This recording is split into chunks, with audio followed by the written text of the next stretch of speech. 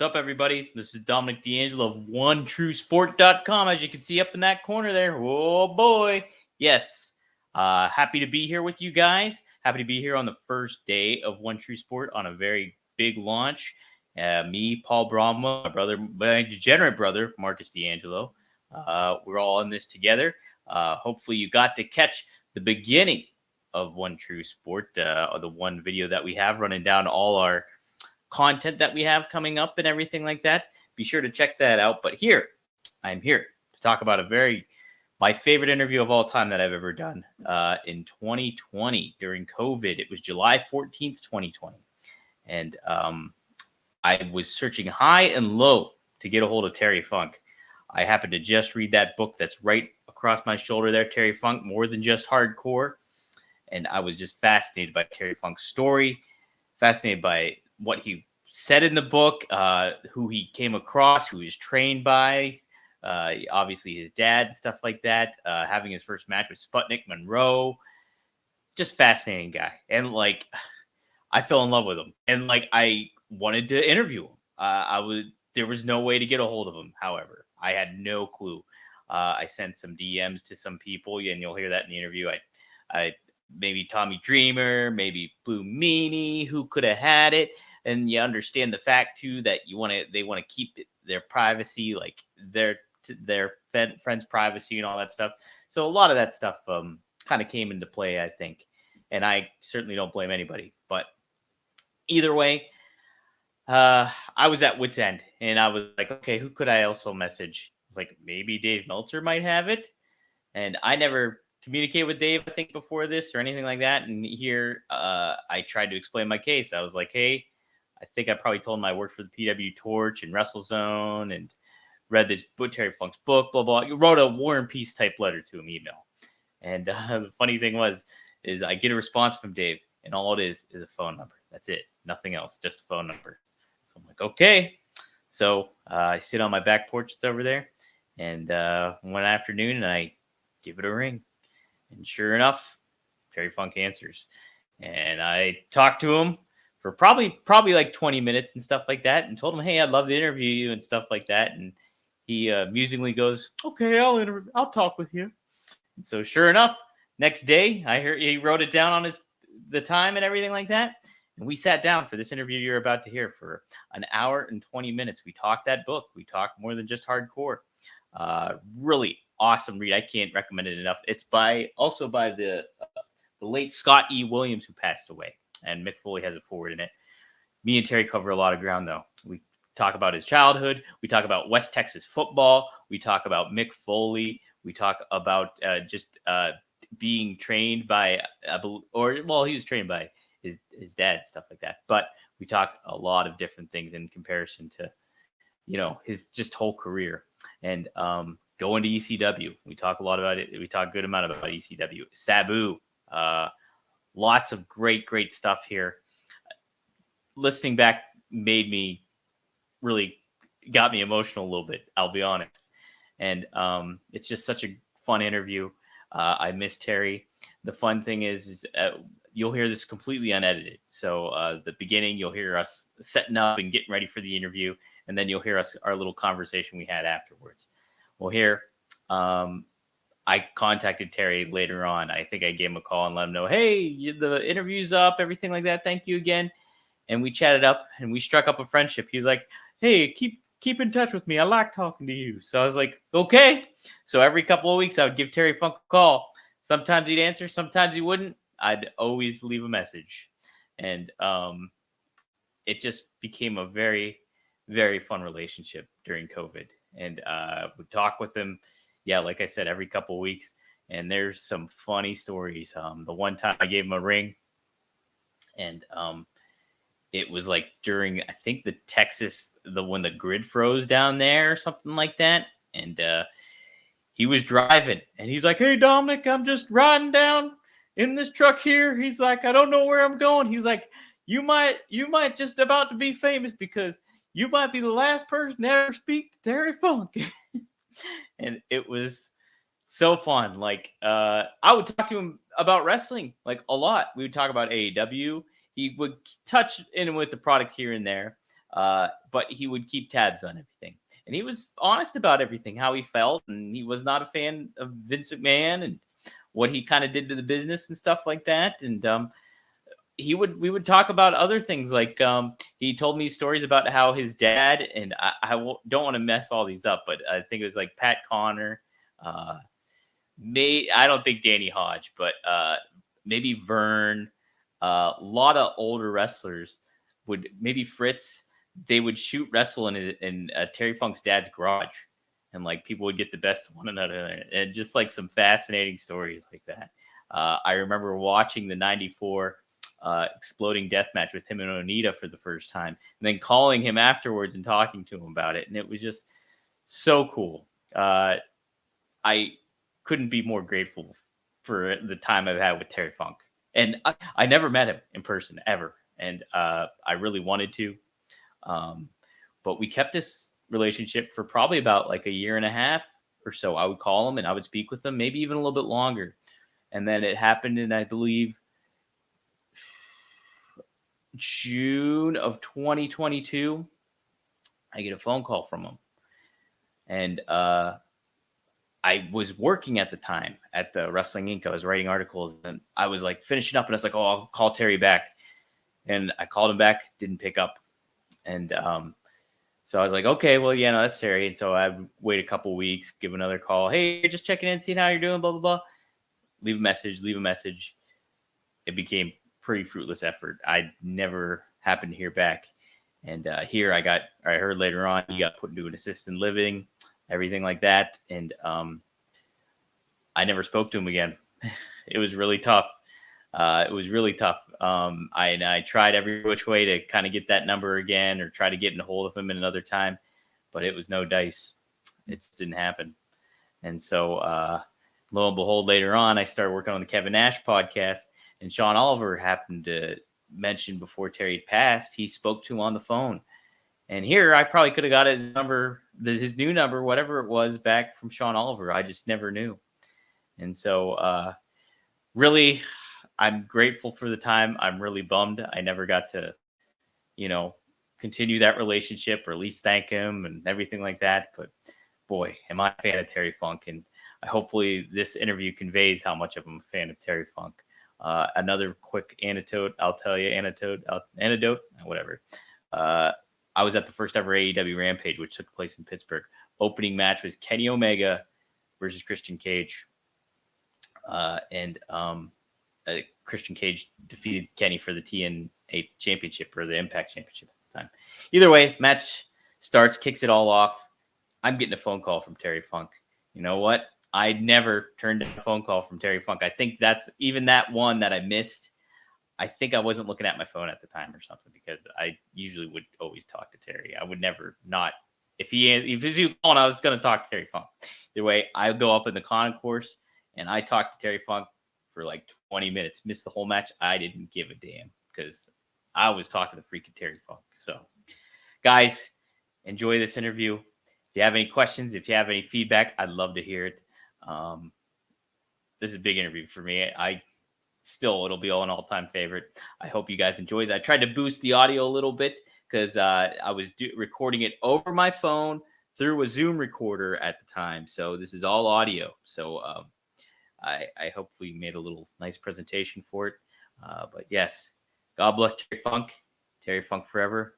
Enjoy this interview on OneTrueSport.com.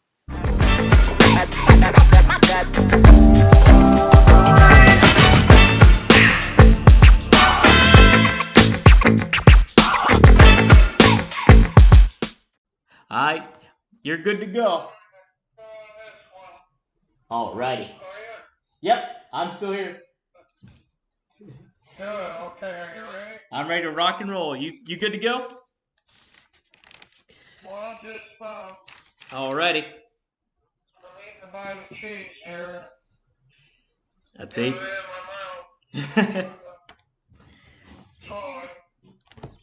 Take your time.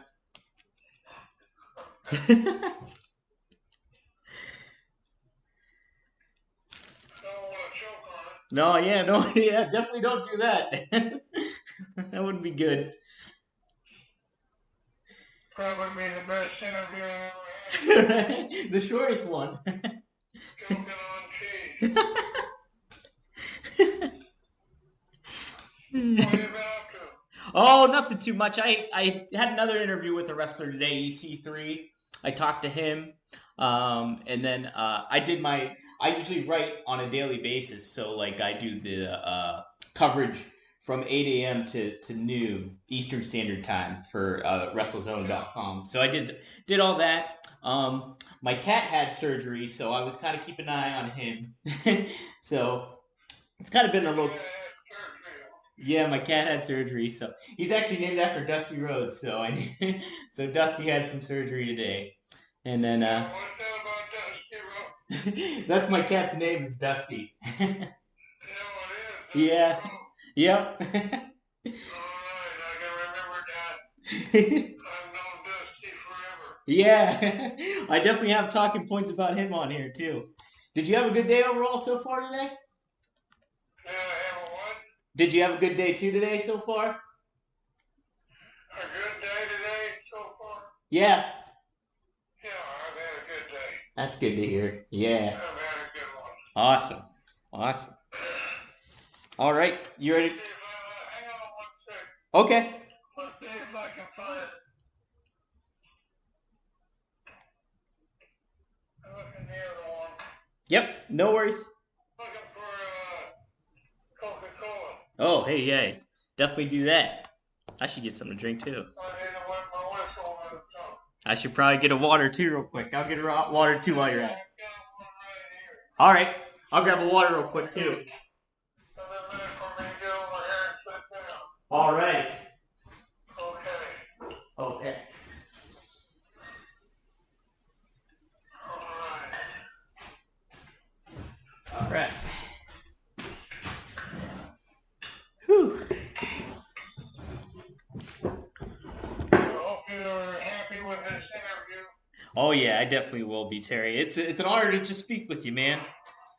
I was telling my brother yesterday. I was like, it was just really cool to just talk to you for like 15 minutes yesterday, even. So. Okay, I'm ready to go. Okie doke. I'll kick us off with an intro, and then we can get to roll. Hey everybody, this is Dominic DeAngelo of WrestleZone.com. Today's date is July 14th, 2020, and I am so happy to have with me here today somebody that I've wanted to interview for a very long time. It's none other than Terry Funk. Terry, thank you so much for joining me today, Terry. Well, you're welcome, Dominic. It's a pleasure. I can't wait. I would do this for everybody, you know. Yeah, well, I definitely appreciate it because I was able to read the book More Than Just Hardcore, your biography, and it'll be really interesting to talk with you today about just the book in general and your thoughts on wrestling and get your perspective because it's one of a kind and you've done so much for the business as well as just give a fresh look. Always something that's so admirable about you too is that you. Something that's so admirable too about you is that you're always adapted to the times too, and so it'll be really neat to get your take on everything today. Well, that'd be good too. I'd like to. All right. Let's give it to you. All right. Thank you. So just starting off, I thought it was learning about you and being at the boys' range, and your dad being able to work for that as well. There was like 140 kids there. I read in the book from ages 6 to 18. Could you talk about too how just seeing that your dad worked like that as like a superintendent and how that helped you from like a learning experience as a kid? Well, it was a great learning experience. It was. I was there from about 5 to up to 3rd grade, and it was quite an experience. You know, it was dealing with my father dealt with 180 kids out there, or about that amount, and they took care of, and they had a good life, and he saw that they did. It was a great place for those kids to be, because they had no place to go. else. That's what I read too. Is that there'd be times where like there would be a kid that would back in those days it was said in the book that like there'd be a kid that would just there would be a troubled kid or a problem child and they'd go to your dad about it and he'd like yeah let's take them in that kind of thing. Well, that's what they had to do. They would just bring them out there and leave them. Yeah. How about that? That's the way they did it. But it was Cal Farley's boys' ranch, and he was a wrestler. Cal Farley was in the early 20s, and he's the one that started the ranch.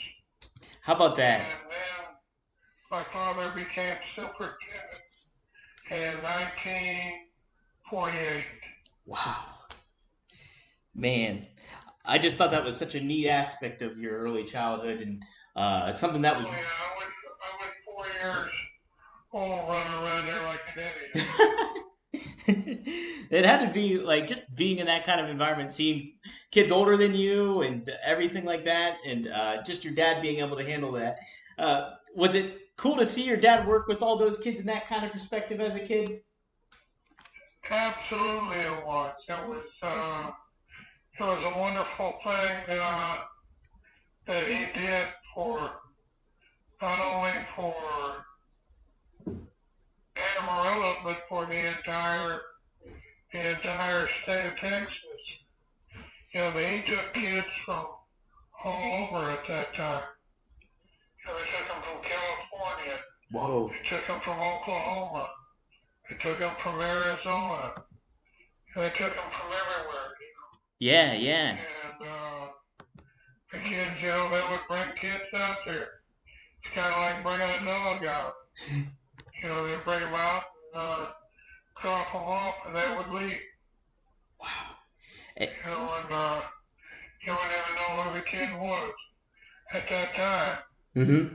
That was a long time ago. You could never do that as a parent or whatever.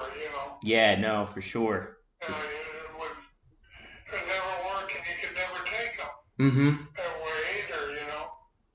But that's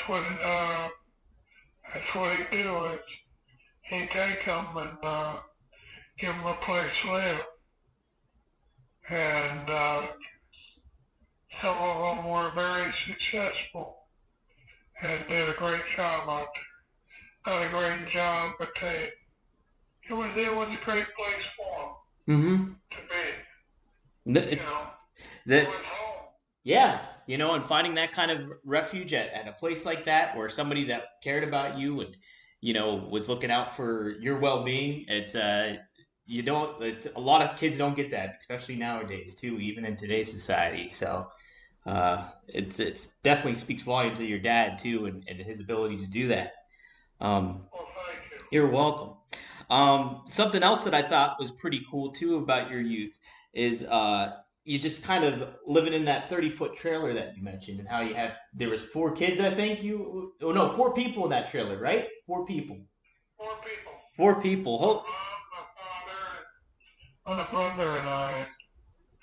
It was quite a wonderful way to live at the time. Mm-hmm. It was. And where was your home? Well, it was probably wherever you could drive in a night, Yeah. That had to prepare. It was a great life. It was, I used to love to get up and, they had a little area up behind the back seat, between the back seat and the rear window. And I would get up there and lay down up there when I was about 4 years old, and my mom and dad were on the road, from town to town, wrestling, and my brother would sleep on the seat. I would sleep in that little area up there behind the back seat. Mm-hmm. And it was wonderful. I looked up at the stars at night. Quite a deal. Yeah. Yeah, I bet that prepared you pretty darn well for just being on the road in general for your wrestling career too. Yeah, well, there was something to it. That young and on the road, Yeah. and then went with him on Boys Ranch, became a home. My father was superintendent. He was out there for 4.5 years, and it was a wonderful place to be. Yeah. You know, It's a so but he had a lot of rugged kids out there. yeah. I was the oldest, Yeah, yeah. because they took them all the way up to 18. Yeah. It's definitely a good learning experience. Talk about something awesome. Chapter 2, I thought, was just the one in general about West Texas football and just the list of names that went through there or that was associated with it.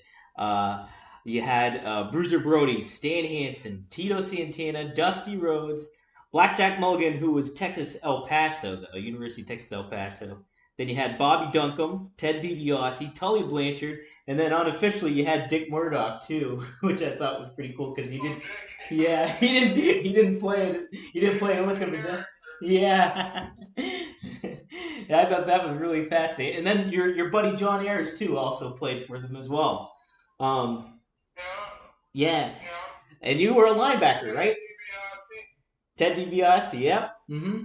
You talk about your days as a talk about your days as a linebacker and everything, and how that experience was for you as a football player for West Texas. Well, I was an offensive guard at the time. Oh, okay.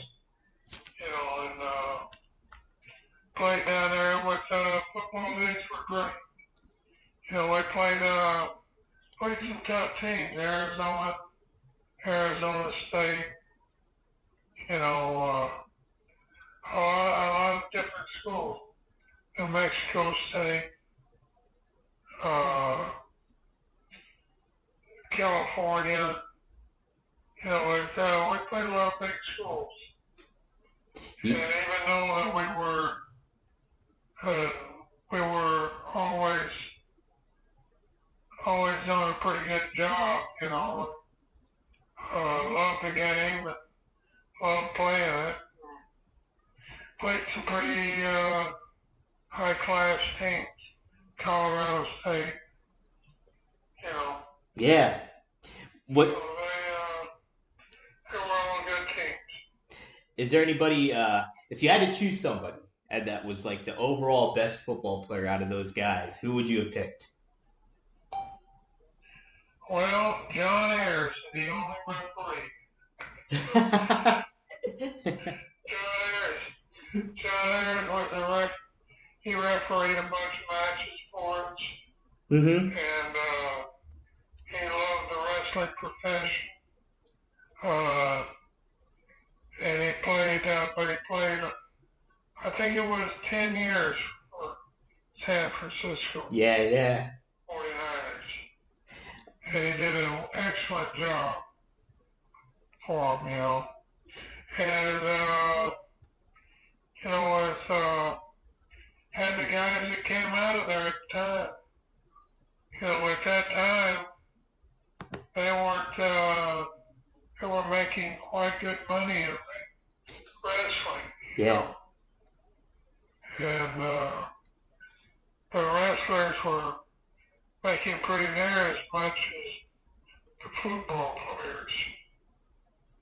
players. I tell you what, yeah, going into that, and especially the story I really loved was what you had in the epilogue, I believe, was you to give him motivation because I think the 49ers drafted Ernie Hughes. You sent Ernie flowers and said they were from John Ayers, I think it was. Or no, the other way around. You sent flowers to John Ayers, right? Said it was Ernie Hughes. Yeah, and that got him motivated to like get his ass in gear a little bit. John was playing offensive guard. The other guy was playing offensive guard. Mm-hmm. I sent him flowers from the other offensive guard who was at his position. When they drafted him, I said, tough luck or good luck or something like that, Yeah. But it's quite it aroused me very much. It brought into life. Right, got him moving, huh? Yeah. Well, talk about Dick Murdoch too, just in general. I thought that was so fascinating that he didn't really play for the team, but he was just an amazing athlete too, in general. And talk about him wrestling you when you were NWA champ, and just like what you thought. Like, what's your favorite Dick Murdoch story if you had to choose one? Because there was so many crazy ones in the book itself, but I was curious if you had any other ones. I can't think of them all.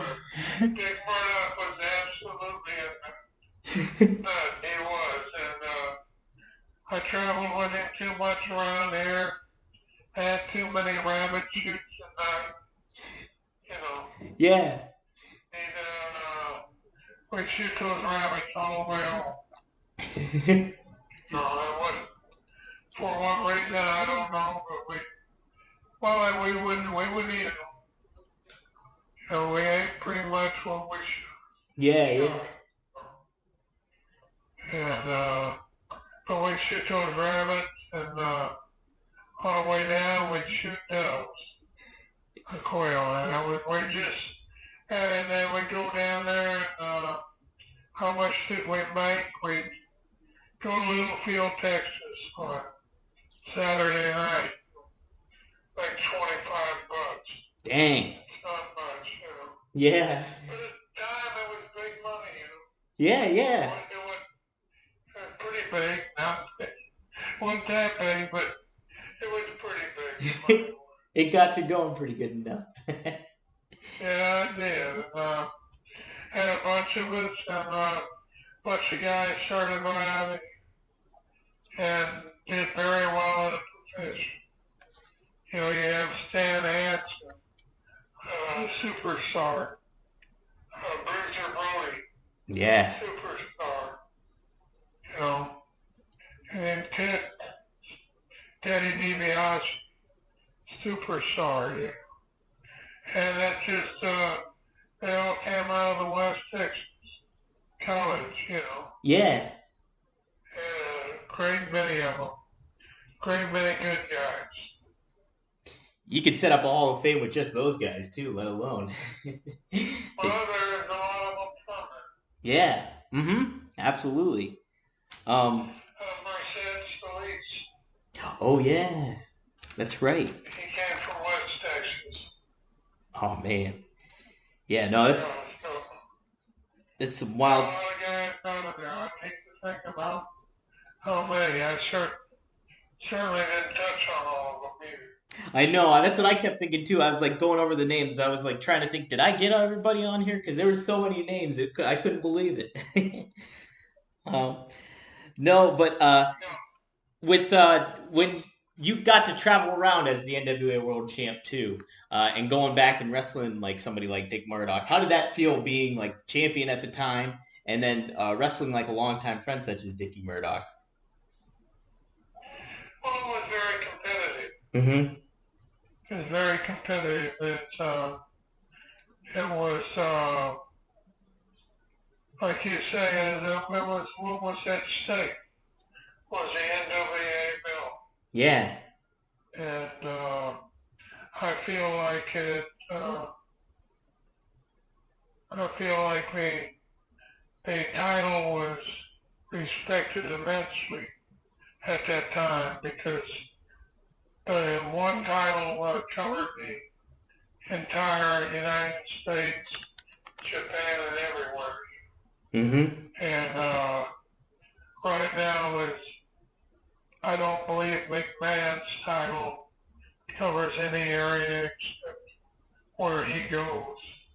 Yep. Yeah. And, No, it's definitely different times for that, and there was I could imagine you mentioned too in the book just how nonstop it was, how nice it was, but also just how crazy being the NWA champ was, and even when you said when you dropped the title, you're like, there's no way I would do it a second time, because it was just a lot of work going into that. Like, it was constant. It was constant, and it was, you were gone. You weren't at home. Yeah. And that was the roughest part for me, being away from my family. Mm-hmm. But I think it was a wonderful thing to be the only brother team that held the championship. And it was a great time that we had. Yeah. Talk about your brother as champ too, because in the book that you always talked about being asked, like, who do you think the greatest NWA world champ is, and things like that. And the two names you mentioned was your brother and Harley Race were the top two, because you said Harley would kick your ass if you heard otherwise or something. That's true too. I thought they were very good. Yeah. But I mean, boy, I can take nothing away because I watched so many. That was in my era. Mm-hmm. But look at Lou. Yeah. Look at Lou Pez. He was a wonderful champion and champion for years. And they had so many great wrestlers that came out of the NWA. Yeah. And now where is it? It doesn't exist. But it was a thing back here. Yeah. It truly was. I know. I could only imagine too. I'm 35, so like I could only imagine growing up in that area as a fan and just appreciating all the different styles and going from territory to territory and seeing different unique characters around with different environments and stuff like that. That had to be a real thrill too, just being in the profession at that time as well. It was a very great time at that time to be in a profession. And it was there was an abundance of great wrestlers throughout the states at that time. And I think you had a better selection of superstars than you do now. Mm-hmm. I think it.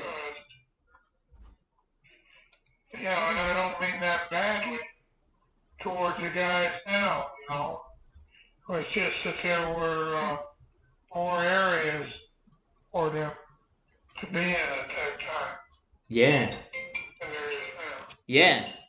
I also found that I'm on the chapter right now too, and it says I'm looking at all the names that you went across during your time. So like we said before, Dick Murdoch. Yeah, no problem, Terry.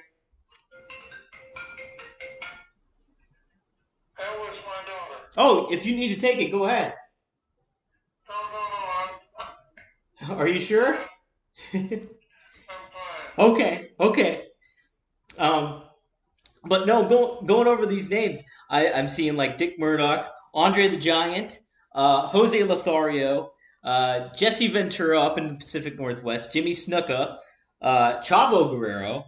Who else? My God, those are all great. Yeah. Ron Fuller. Yeah. Is there certain ones that? The Sheik, all of those guys. Yeah.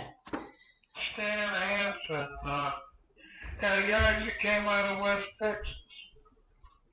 Yeah. Stan Hansen, Bruiser Brody. What phenomenal stars. Yeah. They were superstars. Teddy DiBiase. And on and on. Oh my God. You know, Yeah. all came from the Amarillo area. It's fascinating, and like there's something that too here about Ron Fuller, when a promo you cut about Ron Fuller in Harlan, Kentucky. And it's like you like mentioned, and it goes back to this heel promo, which I want to talk about your art of the promo here. But you say like, look at these hands, look at these nails. There's dirt under these nails. You people in Harlan, all you do is sit there and take welfare, except for the ones who go down to those stinking coal mines. All you coal miners do is sit at card tables and play all day long. You don't do anything, you idiots. You have no brains, and most of you all are married to your brothers and sisters. that's I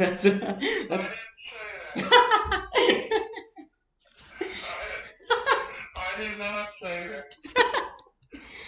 that. But I thought that was so fascinating, and I'm afraid somebody's gonna come looking for me. I think you're okay. Hey, but with every heel promo, you say it's got to be a half shoot, so it's a half shoot. Yeah, I know it.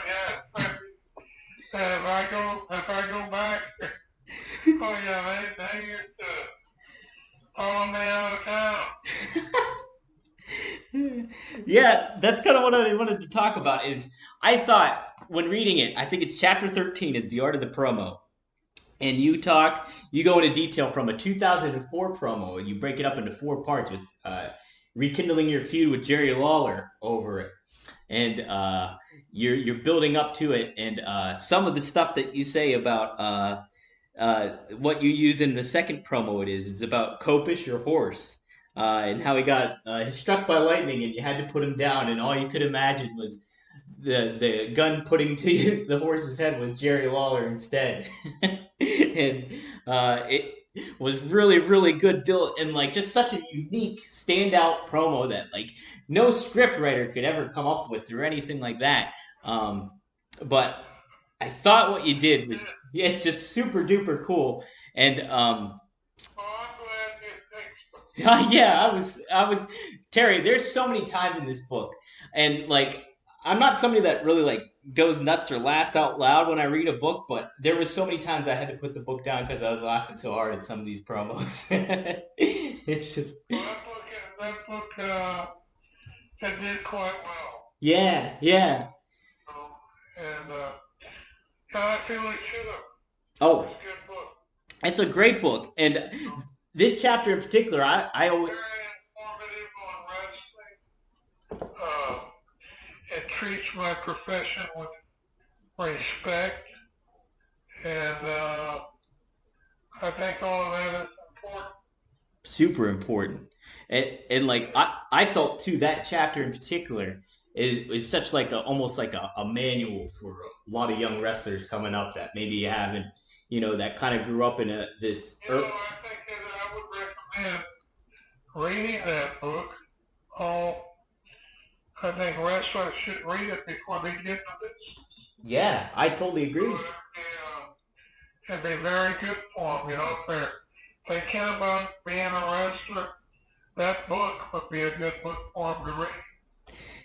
It's like it covers, not only does it make you appreciate the history of wrestling and the work that comes into it and the people that influenced it, but yeah, it's also you take these moments of time throughout the book to kind of just give a little insight on the philosophy behind wrestling and the psychology of certain matters of things, whether you're a heel or whether you're working in the ring or different things like that. I thought it encompassed an all-around very, very informative thing, not just for fans reading it, but just, yeah, like we mentioned, for the wrestlers that are up and coming in the business too. Well, and it also, as you read it, gain respect for the profession that I was in. And I think that's the most important thing that the book does. Yeah. It makes you respect it. There's a lot of wonderful times in it, and makes you want to be in it too. Sure. Do you need to get that call, Terry? What's that? I heard you hear your phone's ringing again. Do you want to? You're okay to get the call from me too. Yeah. I'm gonna answer it here. No worries.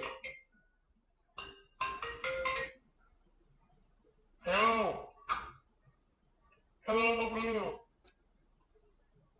Hey, Brandy.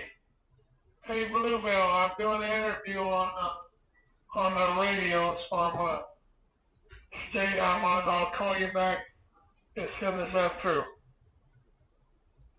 It might be a little while. I love you too. You take care. I'll be calling you. All right, love you.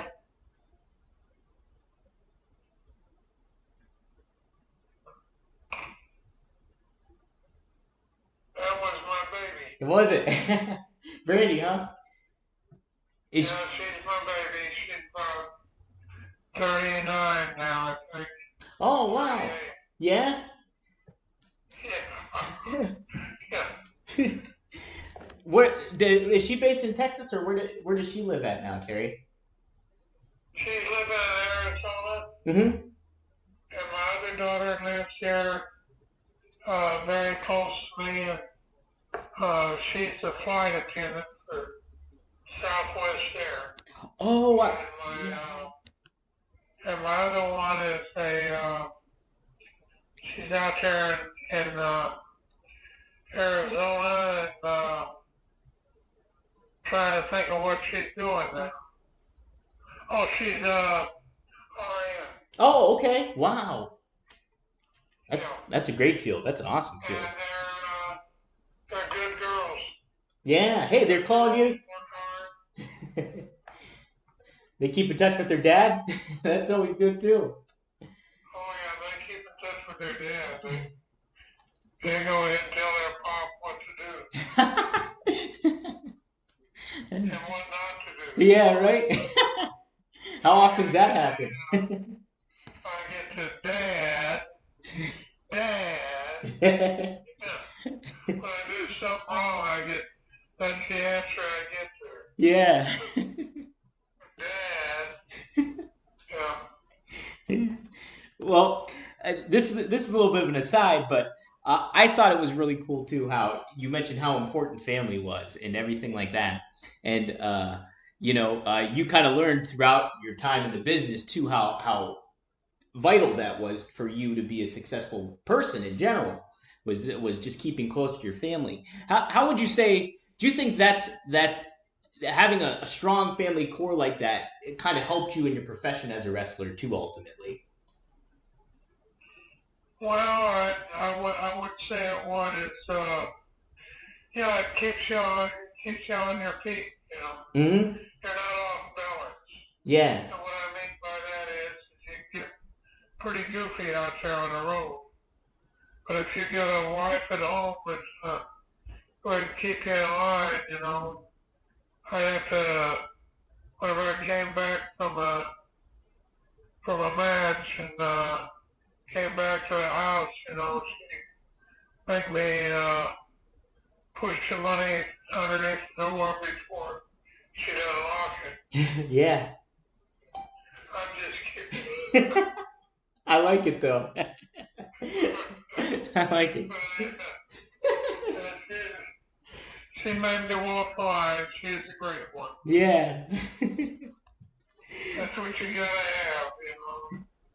Gotta have a great one because, they're necessary in life. Absolutely. It helps. You're like you said. It helps you keep the balance of life in general, and keeps things much more in perspective. Where if you're so career driven or your mindset's on somewhere else, that there's always a foundation you can kind of focus back onto and know what's really important. So I thought that was super cool aspect of the book too. That I appreciate that. You're welcome. Another good learning experience for wrestlers, I feel too, in the book is just keeping all that in mind as well. Not all their priorities in one basket as a wrestling career or whatever too.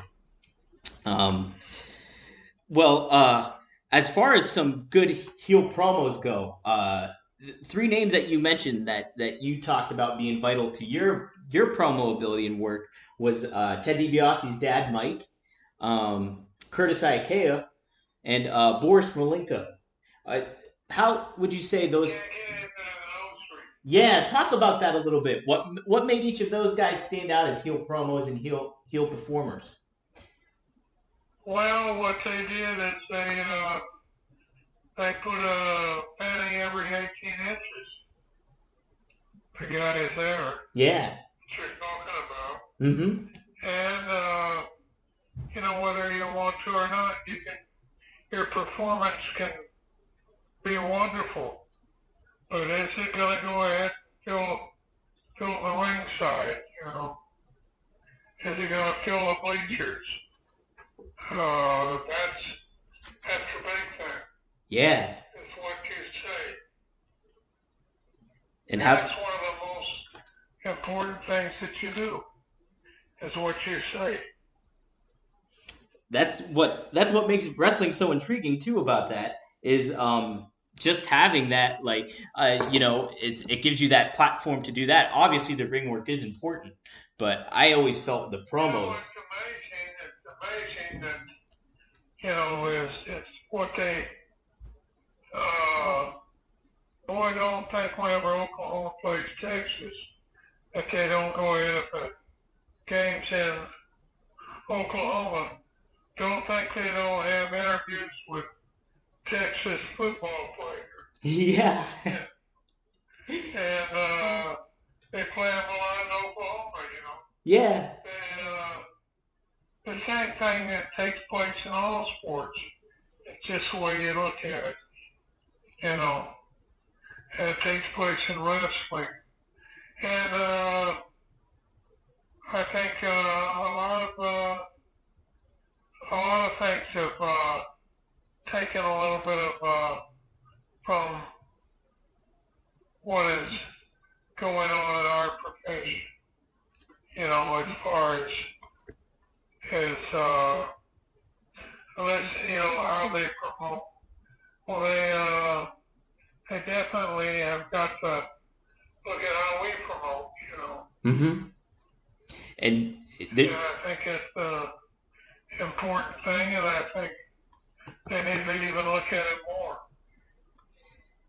There's so much that, like, people can learn, and there's so many times too where I'm whether it's on the internet or watching TV and stuff, and you can relate almost anything to wrestling and or what the promotion of wrestling has come into, because it's such a business that it's so simple, but yet so the stakes, you want the stakes to always be high. So having good versus evil versus like just the basics of combat and fighting and all that stuff, I think it adds a really core way and shows people a good almost a lesson in the back to I agree with you. 100%. yeah, you know, it's a good way. It shows anybody that wants to get into some sort of promotion or marketing a good basis, a foundation to get the word out there. I think wrestling ties so much into a lot of different things that people don't even think about.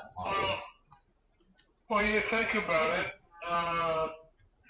You've got to have conversation and interviews in all sports and all everything. Mm-hmm. And if, you know, I'm sure that they wouldn't mind if Oklahoma was playing Texas. Oklahoma said, we're going to come down there and beat your asses, you know. Yeah. I'm sure Texas coaches, well, going act like they like it on the radio, but they sure go ahead and probably appreciate it. Have a total sellout. Yeah.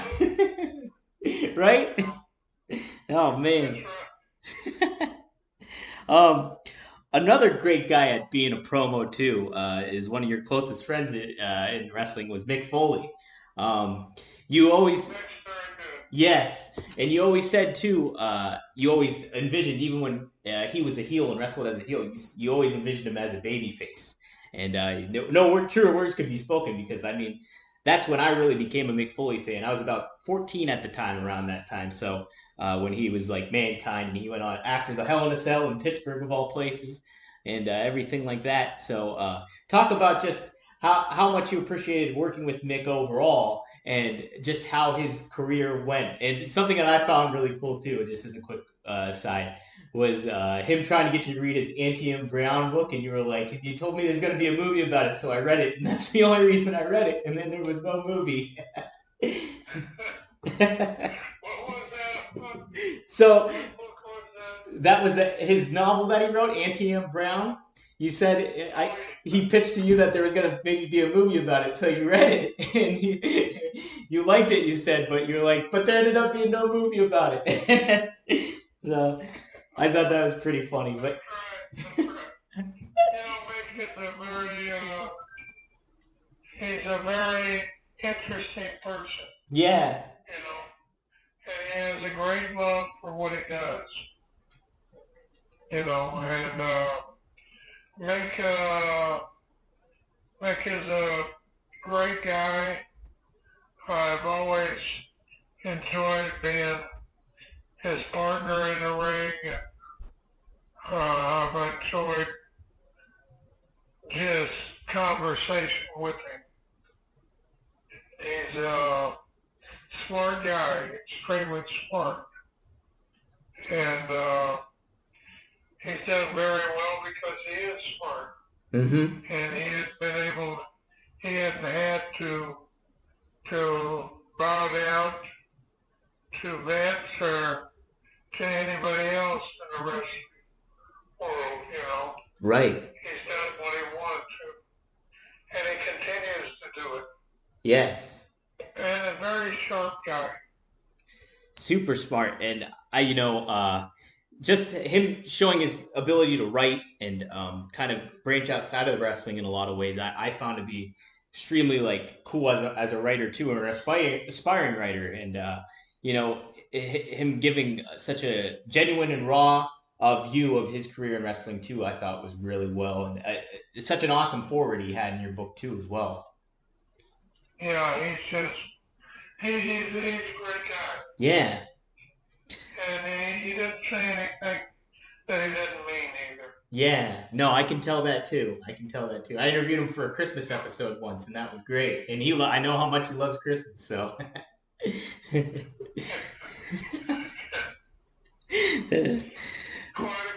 Quite a character. And speaking of a lot of good guys in the business too, I wrote down a list of guys that you mentioned throughout the book that you said were something that I appreciate is how much loyalty meant to you and people following through with their word and just being an overall good person and good worker in the business. And here's a few names I wrote down. Oh, yeah. Oh, absolutely. We've got to have that in life. Yes, absolutely. I know, and I think that makes people when you're with good people and you interact with good people, it not only enhances your life, but it makes the experience of living just so much more rewarding and better too. I agree with you 100%. Yeah. So some names I got down. I'll mention this one first since I'm from Pittsburgh. Bruno Sammartino, you mentioned how he being traveling with to All Japan Wrestling with the Giant Baba, how he kept ties with Baba even though WWF had ties with New Japan. And Antonio Inoki, correct? Yeah, he had Bruno had ties with Baba. Yeah. Bruno was a great individual. He really was. And what he said, he did. And he was always a man of his word. And he was just a great individual, a great person, great competitor, a great in-ring performer. I can't tell you how much I thought of that guy. Yeah. So, you talk about a first-class individual where Bruno would come into the room and know that he was somebody. Yes. Oh man, you guys, how many times did you guys wrestle one another? Was it once, or did you do a couple times? How many times did we win? Did you guys wrestle one another? I think it was only 1 or 2 times. Okay, that's what I thought. It was in Japan. Yeah. And I think it was in never in a single. Oh, okay, like tag matches. Yeah. Yeah. Oh man, I got it. Do you know if there's video of that? Probably not. Yeah, dang it. I have no idea. I'm gonna do some diving tonight on YouTube, I think. um, Another name was Wahoo McDaniel. You mentioned how he would fight for payoffs for the younger guys or guys that were on the undercard and everything like that. Um, it, He would. yeah. Talk about that a little bit and what he brought to the business overall, just from even if it's not from an in-ring standpoint, but from a backstage and leadership standpoint. Wahoo was crazy. He was just out of his ever-loving mind. He loved hunting. He loved fishing. He loved wrestling. He loved football. He loved it all. He loved life. Yeah. I'm so sorry that he passed as young as he was. What was he, in his 50s? I believe so. Yeah, I believe it was around like he was in his 50s or so. Yeah. Early 50s. Yeah. It's just a great guy, and he was what he was. Yeah. He was a wild and crazy Indian. Yeah, and I'm serious about it. Yeah. He was wild, man. And boy, I'll tell you, get excited. He was just something special in the dressing room. I just appreciate the fact too. I'm a New York Jets fan, so when he played for the Jets, I was like, when I learned he played for the Jets, I was like, all right, that's pretty awesome. So I like, yeah. He was a great football player. Did a hell of a job. Yeah, right. He did. He would play for the Jets in the fall and winter, and come back to wrestle in the summer. Wow. See, I didn't know that either. I didn't know he did it both at the same time. Yeah. Wow. Absolutely. Wow, I did not know that. That's awesome. How about that? Indian was crazy. Always staying busy too. Somebody that was earlier in the book that you mentioned, and you had your first match in Amarillo against, was Sputnik Monroe too. And Sputnik Monroe was nice. Definitely. Yeah. What you mentioned in the book too is like you were trying not to give too much in the match, but he was kind of taking a little bit in your opening match, and then your dad got really ticked off at you and was like, "Hey, you can't let him have all that." Right? Yeah, he wanted me, my father had left me out of the ring by myself. Yeah. But Nick just started eating me alive in the ring. Jeez. And my father came down the ring and said, "Get your ass up there." I was up on my feet, running. People, they all thought that was wonderful. Yeah. They didn't know that I did it out of fear. Not fear of Sputnik, but fear of my old man. Right? Like, what's going to happen? Yeah. Yeah. Something that was cool about that, too, was Get up there, I'm going to kick your ass. That's what it was. Yeah, right? You said he let you have it, too, after the end of the match, too, at the end. Yeah. Something that was cool about that moment, it was later on, was I think it was in the, I don't remember what, I think it was with Eddie Graham in Florida.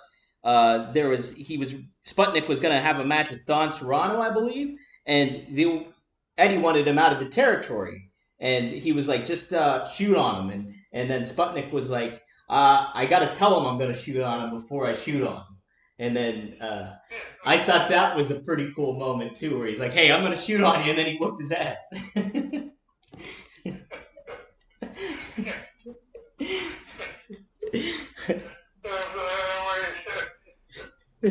He just said he had the guy down. He said, I got to tell a guy I can't take advantage of it. Yeah. I cannot take advantage of a man. Yeah. I thought that was great. He got it down there and on the ropes or automatic, which it was. But he went ahead and he had him right there as fast as he could. He said, "It's a shoot."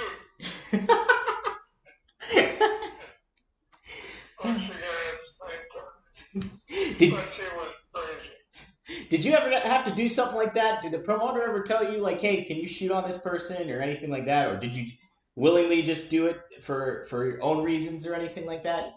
Was there any moment like that? Well, I would never do that.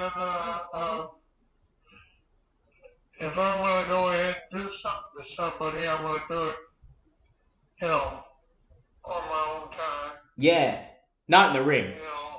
Not in the ring. Yeah, not in the ring. That makes sense. That definitely makes sense. Yeah. Yeah.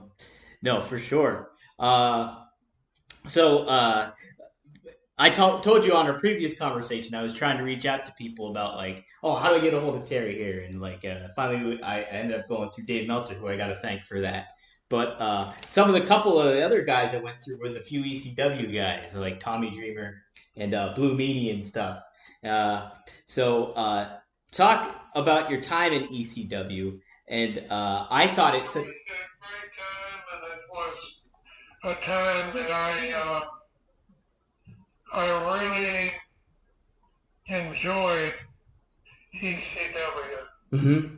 And I enjoyed it because I had a terrific time with watching a profession come from nowhere and become something that had the entire country aware,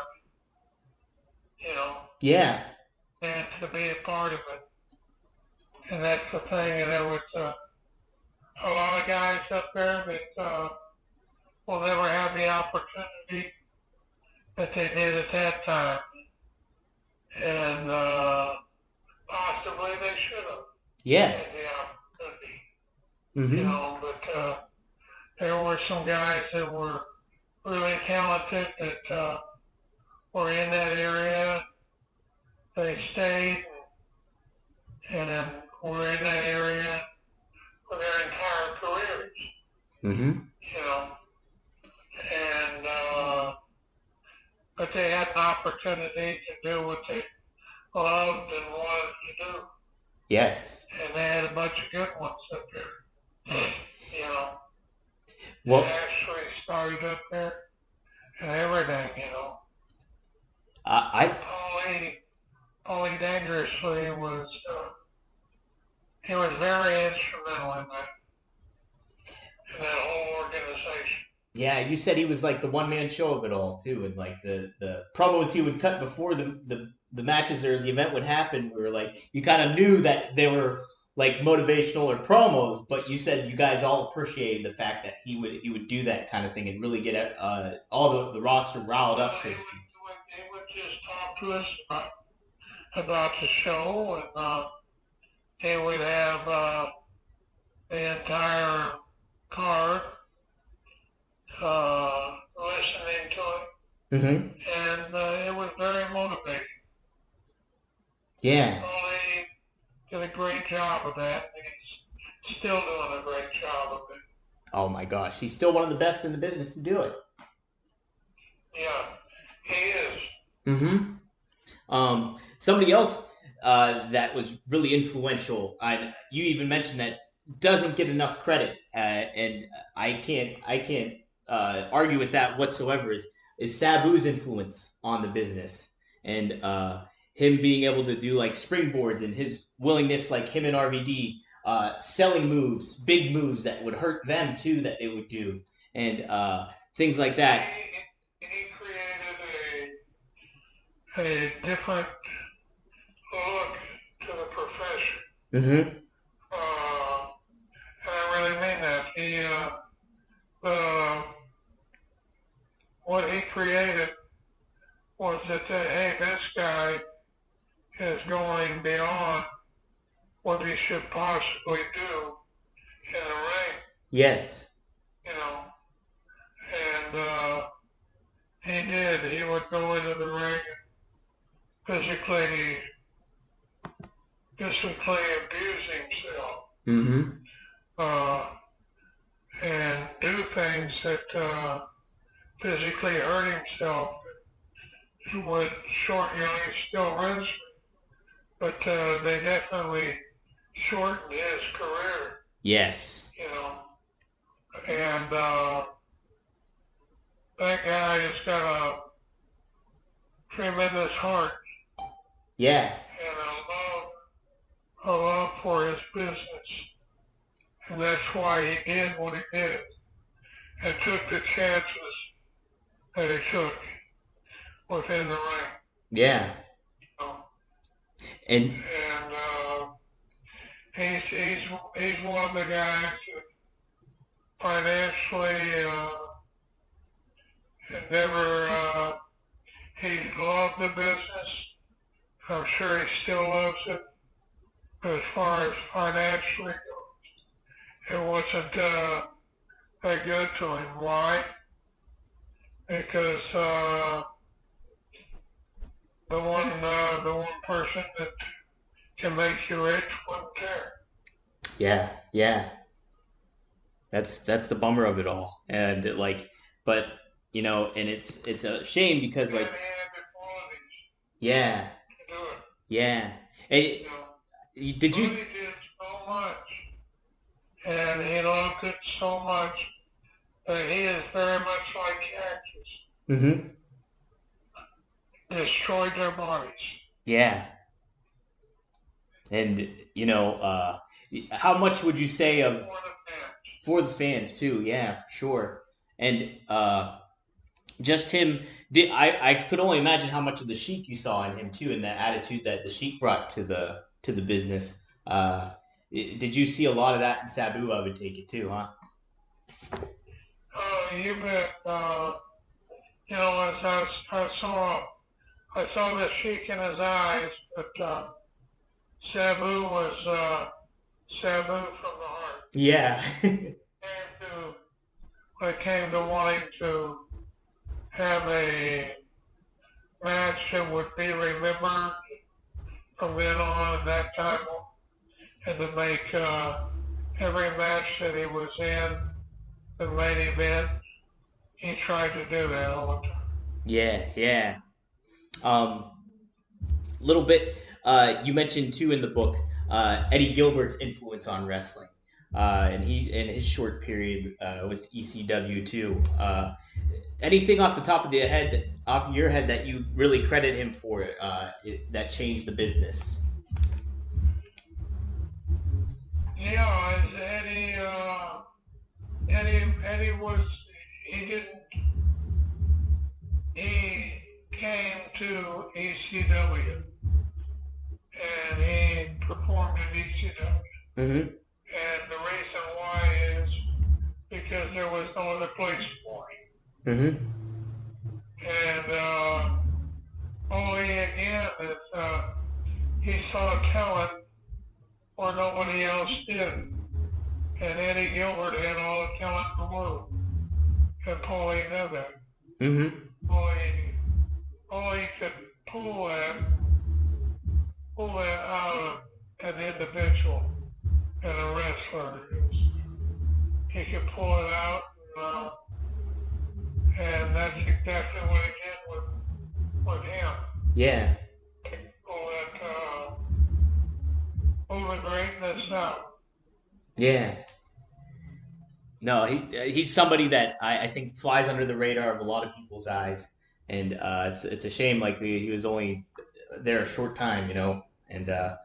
That is so true. Mm-hmm.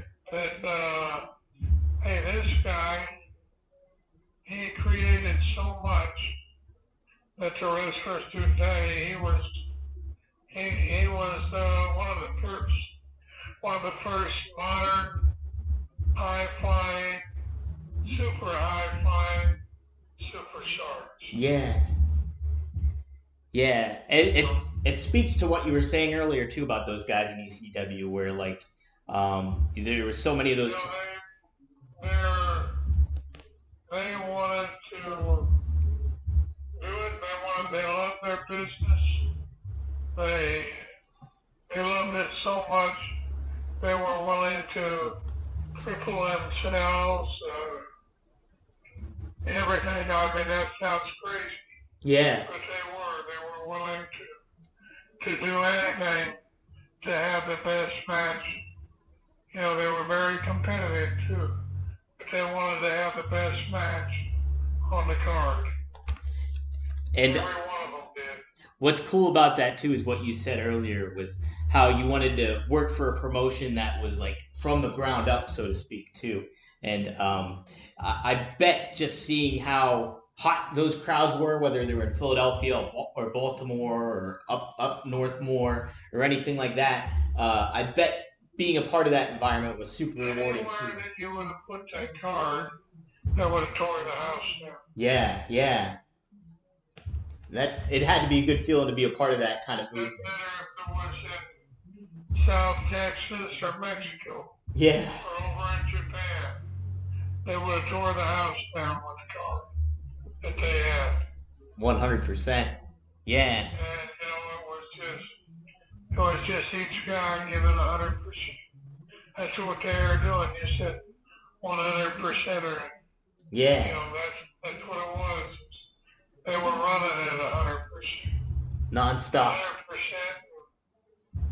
better than they had the ability to do for sure. You know. Yeah. They all performed above what they could do.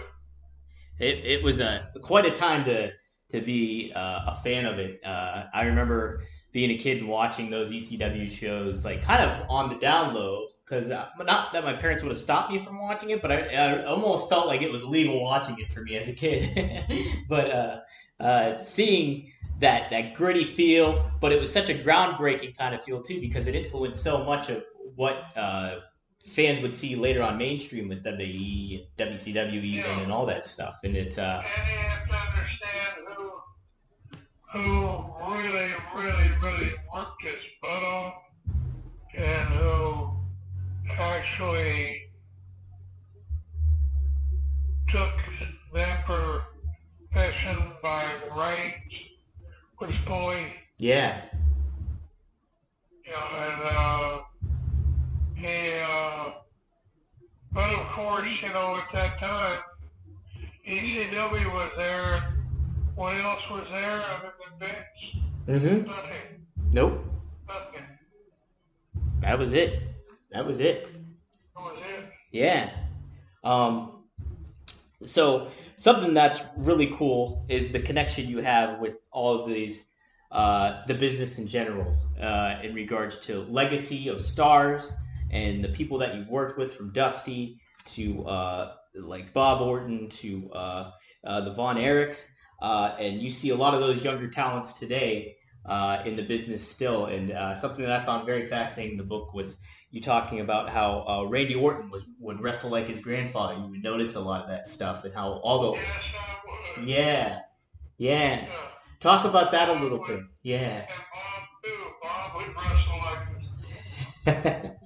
Both of them had the wonderful thing about it was all of them were great in-ring performers. You know, and of a lot of the people that we have mentioned, those guys are able to hold their tights up too. Yeah. You know, they're tough guys. And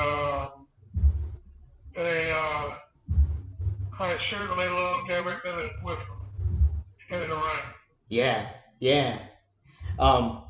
What about, how do you feel how Cody's development? Oh, that's another one. Bruce. Yeah. And Brody, those two guys were as great as you got. I thought Some were tougher than nails too. You could tell. Like, there was that story that you had about Stan Hansen getting his Achilles cut by a piece of glass, right? Or something. And he just powered through it almost. Like, you're like, you couldn't really hurt Stan Hansen. You thought like it would be a career-ending injury for some people, but Stan Hansen powered through that. Bruce was the same way, you know. Yeah. So what happened was a tragedy that should have never happened, and it shouldn't have been allowed. There should be somebody still in jail right now for it. 100%. Yeah, absolutely. 100%. No, it's like just even reading that, seeing the documentary that they did on it recently, it was like, yeah, it's a bummer to see all that. So many tragedies like that in the business too. It's upsetting. No doubt. Yeah. Not as far as that one. Not as far as murder. Yeah, absolutely. That's and to walk away from it. Just like the man has. Yeah, ridiculous. Absolutely ridiculous. Still be in jail. Totally. And you can quote me on that. I 100% agree with you, Terry. 100%. Some other younger guys something that I thought was really cool too is you mentioned that Dustin Rhodes and his gimmick as Goldust too was one of the best that you've ever seen. And now Dustin's still wrestling at this time, and I think almost to the level that he's been ever at. Like, he's just wrestling top notch in a lot of ways. Talk about your experience about working with Dustin, but also like, how do you feel about Cody too and his development as well? I think there's something that's I think all of the roads are phenomenal in-ring performance. And I think Cody is as sharp as you can get. They've all got great minds for the business. It's a similar situation to the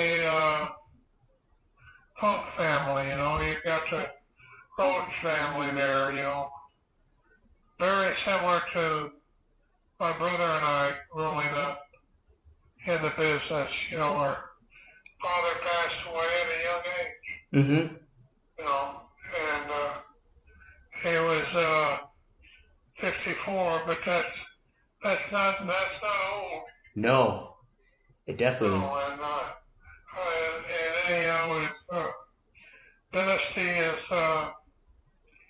he passed away, and I think those kids are they are in love with their father, and that makes them in love with the business, and they love the business, and they will do the right thing, and they will continue on it.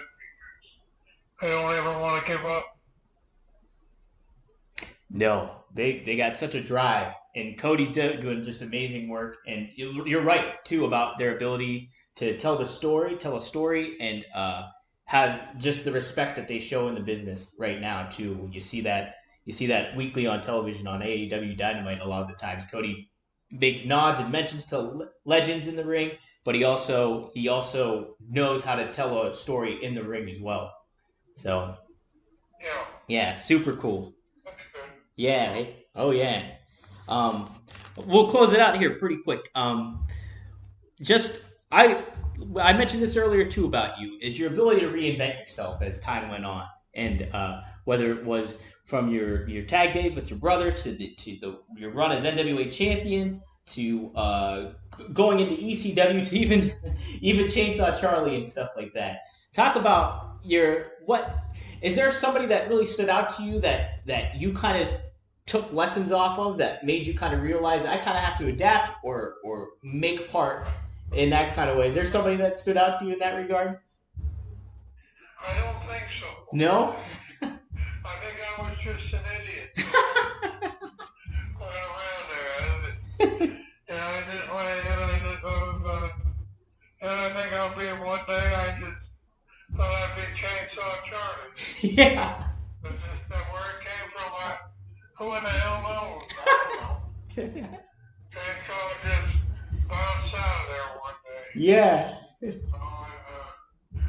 the way it was there. Yeah. I thought seeing all those different versions of you, especially like just the hardcore Terry Funk in ECW, I thought like when I got older and stuff and learned more about you and your history and everything, I thought it was such a cool development, and it speaks volumes to what wrestlers should do today. What they always should be doing is always trying to change or make sure that they don't get stale, but always stay true to themselves as well. And I thought you did. I thought you're the epitome of that. Well, they can be themselves, but they shouldn't want to get stale. Exactly. Yeah. Complacent or anything like that. Somebody like. Hey, thanks. I try to throw some vocab in there once in a while. Right? I should have. Well, one last thing. I thought it was super cool in the book that you mentioned you were the kind of one of the ones to bring up the word cruiserweight and incorporate cruiserweights almost as an idea in WCW, and you even thought about doing a one fall pin count for cruiserweights. Is that true? Yeah, that's right. That's pretty awesome. Name, cruiserweight, everything. That's awesome. That's awesome. But I still think it's a good idea, but they still haven't really developed a cruiserweight. It'd be a whole totally different organization. Mm-hmm. And with those body types and how everybody's a lot kind of smaller nowadays, and the movement in the ring is a lot quicker, and the athleticism is a lot more, high notch and highly elevated. It's pretty. Yeah, that would be it's actually give them a division. Yeah. And give them a division of 195 or less. It could still work. It could absolutely still work. Actually, Court Bowers MLW. Yeah, Court Bowers.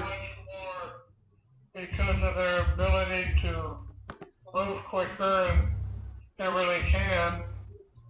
If you take a 195-pound athlete, and he's going to be able to, you get them awful speedsters. Oh, yeah.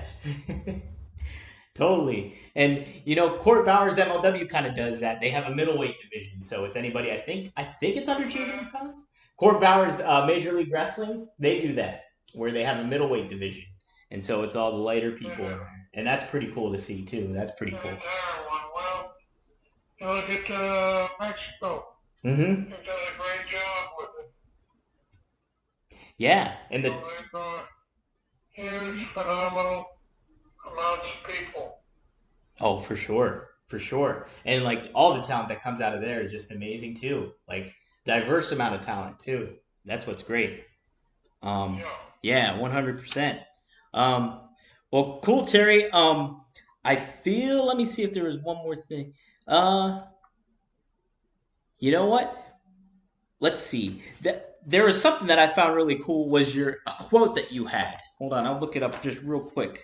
And then you had a really cool quote about being let's see. Oh, something about here we go, 223. It was on page 223. Was this quote about what you would do for a wrestling school. So you mentioned your brother's school in Florida, okay?